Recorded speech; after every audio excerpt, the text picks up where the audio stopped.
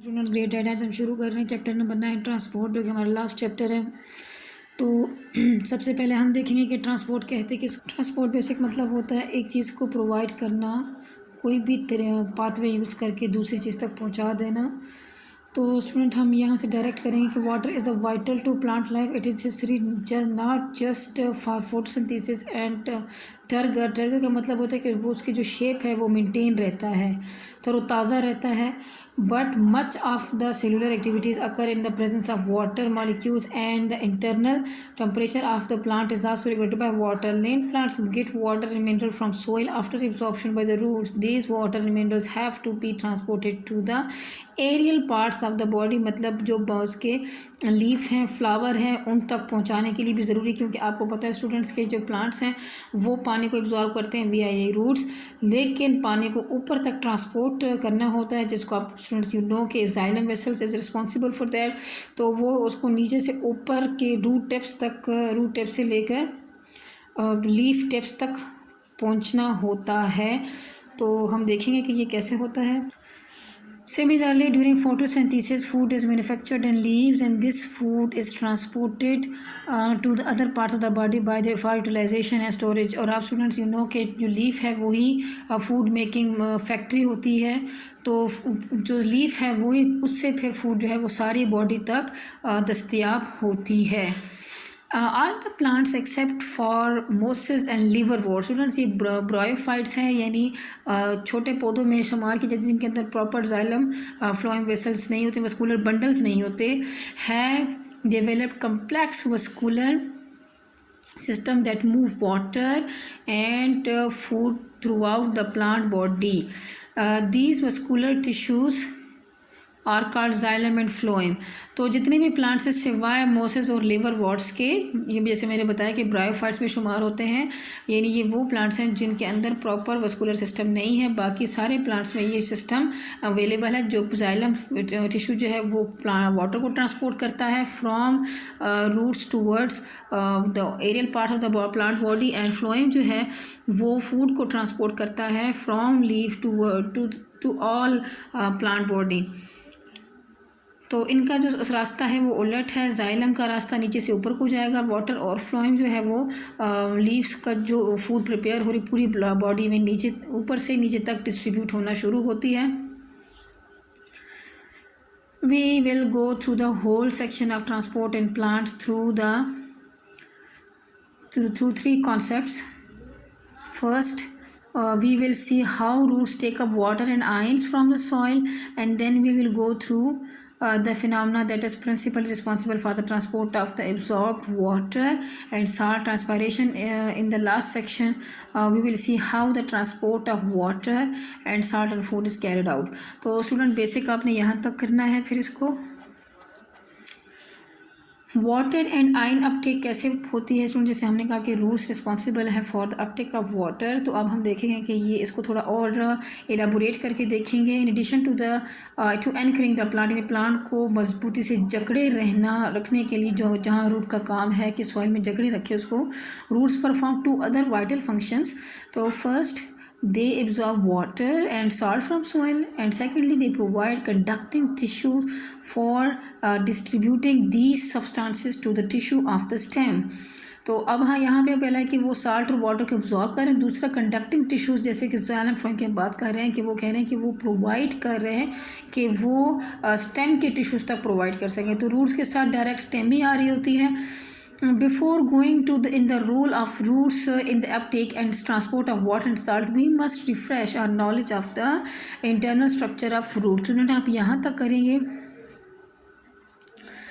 The conducting tissues, यहाँ से शुरू करेंगे with the conducting tissues, xylem and phloem of the root are grouped into the center to form a rod shaped core which extends throughout the length of the root. यहाँ पे आप diagram में भी देख सकते हैं स्टूडेंट्स कि जो जाइलम एंड फ्लोएम है तो बिल्कुल ये रूट के सेंट्रल कोर में ये टिश्यूज़ होते हैं जहाँ पे वो अपना अपना काम कर रहे होते हैं।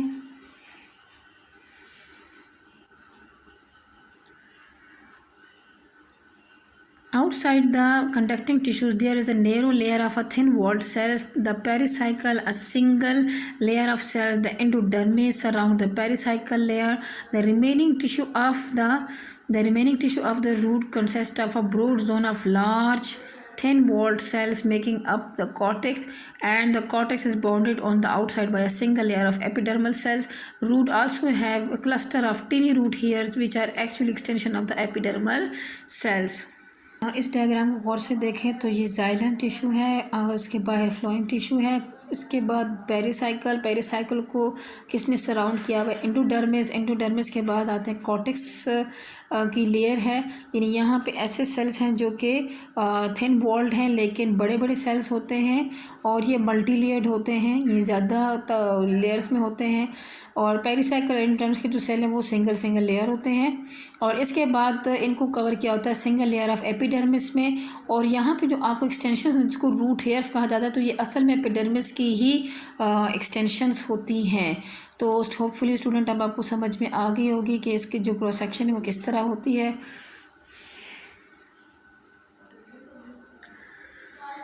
Root hairs provide large surface area for absorption. तो इसका काम है कि अब सरफेस एरिया ज़्यादा बन जाएगा पानी को एब्जॉर्ब करने के। They grow out in the spaces between the soil particles where they are direct contact with the water. The cytoplasm of the root hair has higher concentration of salts than the soil water, so water moves by osmosis into the root hairs. Students जो osmosis है उसमें क्या होता है कि higher concentration से जो चीज़ होती है वो लोअर कंसंट्रेशन से चीज़ हायर कंसंट्रेशन में इसकी तरफ आती है और उसके दरमियान सेल मेम्ब्रेन होती है। तो जो पानी के आउटसाइड सॉइल में है उसके अंदर साल्ट की कंसंट्रेशन कम होगी, लेकिन जो रूट हेयर के अंदर साल्ट की कंसंट्रेशन है वो ज़्यादा है, तो वो पानी खुद ही जो है ना रूट हेयर के अंदर चला आता है और सेल मेम्ब्रेन जो के बीच में इन्वॉल्व है तो वो सेलेक्टिव रीअब्जॉर्प्शन हो जाती है। Salts also enter the root hairs by diffusion or active transport. After their entry into the root hairs, water and salts must move through the epidermis and cortex of the root and then to the xylem tissue of the center in the center of the root. अब यहाँ पे जो बताया हुआ है कि water की absorption शुरू मेनली होती है यहाँ पे रूट हेयर से, फिर एपिडर्मिस में, फिर कॉर्टेक्स के अंदर वो पानी जाता है, फिर endodermis, pericycle and then phloem और बिल आखिर जाइलम ही वो टिश्यू है जो वाटर को ट्रांसपोर्ट करता है पूरी अपवर्ड बॉडी में। In figure 9.1 we can see there are two pathways through which the water travels from the outside of the root to the inside.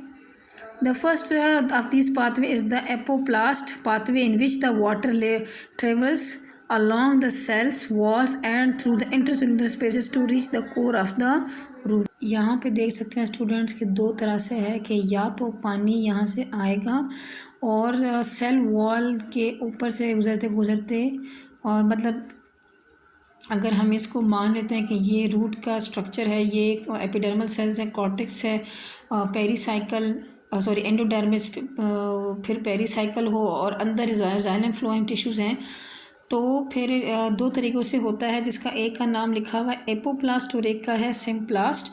तो एक में क्या है कि जो पानी है वो सेल वॉल को ही क्रॉस कर रही है, सेल के अंदर से मतलब सेलों के ऊपर सेल वॉल में से गुजरते गुजरते वो प्रॉपर इन्हीं एंडोडर्मिस में आई और फिर जाइलम टिश्यूज़ तक पहुंच गई। और दूसरा तरीका ये है कि वो विद इन सेल ही जो है ना सेल वॉल सेल मेम्ब्रेन को क्रॉस करके हर सेल के अंदर से घुस के जाइलम टिश्यूज़ तक पहुंचे, तो इसको कहते हैं सिम्प्लास्ट पाथवे। स्टूडेंट आज आपने यहाँ तक का लेक्चर को अच्छी तरह समझना है, याद करना है, इसको साथ साथ नोट करते रहें। अल्लाह हाफिज़।